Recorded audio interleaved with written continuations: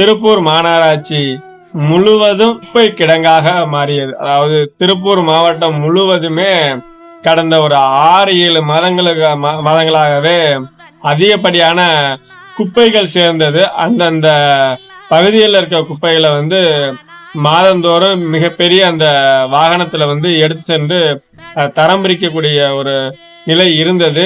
அது இப்ப சமீப காலங்களாக ஒழுங்கா சரியாக செயல்படல அப்படின்னு சொல்லிட்டு, ஏன்னா 22 திடக்கழிவு மேலாண்மை திட்டத்தை செயல்படுத்தல திருப்பூர் மாநகராட்சி என்று அனைத்து கட்சிகளும் கடுமையான போராட்டத்தை முன்னெடுத்து ஒவ்வொரு முறையும் அறிக்கை விட்டு பல்வேறு போராட்டங்கள், மக்கள் பல்வேறு இன்னல்களுக்கு ஆளாக்கப்பட்ட பிறகும் எந்த ஒரு நடவடிக்கையும் எடுக்காம இறுதியாக அரசாங்கத்தை எதிர்த்து அரசு ஊழியராகிய சட்டமன்ற உறுப்பினர் போராடிய பிறகு, அதாவது தர்ணா போராட்டம் என்று அரசை எதிர்த்து அரசு உறுப்பினரே போராடக்கூடிய ஒரு சூழ்நிலைக்கு தள்ளப்பட்ட பிறகு இப்பொழுது ஒவ்வொரு பகுதியாக அந்த குப்பைகளை எடுத்துக்கொண்டு செல்லக்கூடிய ஒரு சூழ்நிலை இருக்குது.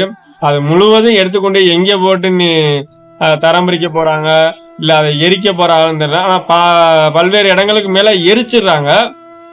இன்றைக்கு காலையில செய்தியில பார்த்தோம்னா கூட மாநகராட்சியோட மேயர் அந்த பச்சை கலரு அந்த துணியை கட்டி மறைச்சு கோலம் போடக்கூடிய ஒரு நிகழ்வு எல்லாம் பாக்குறோம்.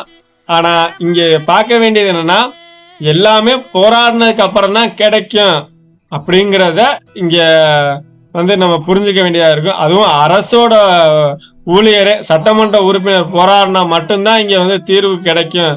அப்ப இதுக்கு முன்னாடி பல்வேறு கட்சிகள், பல்வேறு மக்கள், பல்வேறு இயக்கங்கள், மண் சார்ந்து, மக்கள் சார்ந்து, நிலம் சார்ந்த அனைத்து சுற்றுச்சூழல் ஆர்வலர்களும் போராடிய பிறகும் கூட எந்த ஒரு முடிவும் எடுக்காது.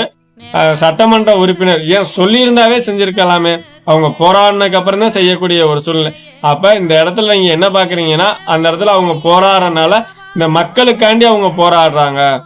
அப்ப அவங்க சுத்தி இந்த ஒரு அரசியலை உருவாக்குறதுக்காண்டி நீங்க செய்றீங்களா அப்படின்றது நம்முடைய கேள்வியா இருக்குது. இத நீங்க எப்படி பாக்குறீங்க? திருப்பூர்ல இருந்தா உங்க பகுதி எப்படி இருக்குங்கிறத என்னோட பகிர்ந்துக்குங்க. நன்றி, வணக்கம். ஏன் ஓட்டு விவசாயிக்கு தான். நமது சின்னம் விவசாயி. ஓட்டு பாருங்க ஓட்ட, அப்புறம் பாருங்க நாட்டை.